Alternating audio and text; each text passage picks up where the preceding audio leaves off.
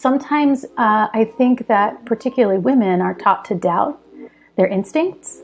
And I believe that the opposite is the most important part of a career, is to notice where your instincts are lighting up, where you're feeling the energy and the excitement, and that you can trust yourself to know that the exciting thing that makes you smile and makes your eyes go wide, like you get to do that. That's the place you belong.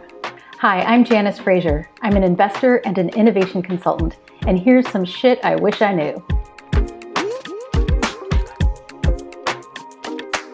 I've always been the only woman, or I've been one of a very, very small number. I was the only woman pitching VCs. I was the only woman in my field. I was the only woman speaking at the conference. Like that was kind of my experience, working in Silicon Valley and being a startup founder and raising venture capital and all of that. During the time that I did, there just weren't that many women.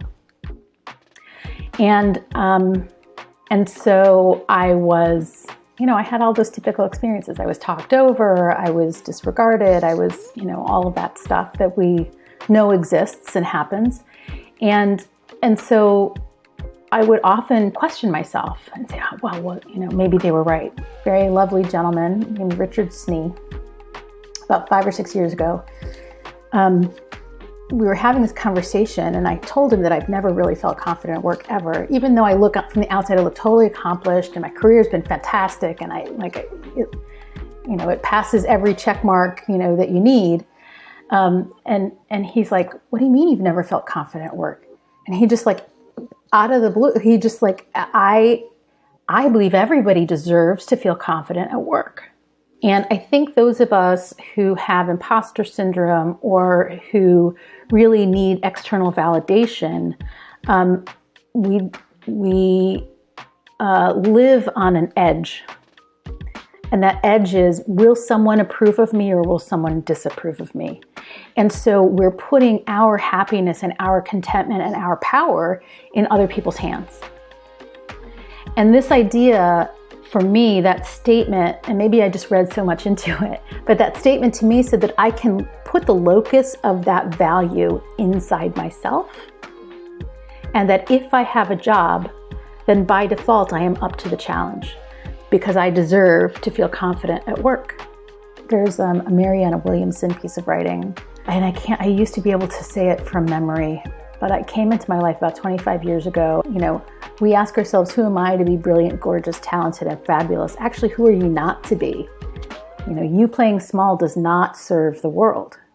And that just hit me so deeply that I